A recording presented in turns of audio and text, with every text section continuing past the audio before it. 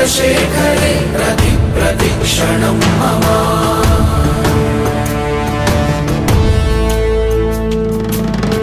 ആരിവൻ കല്ലും തൂക്കിപ്പോയിടുന്നോൻ, പൈതൽ പോലെ തോളുമേലെ നിന്നെ തൂക്കിപ്പോയിടുന്നോൻ. ആരോരും കണ്ടതില്ല, ആരുമേ കേട്ടുമില്ല.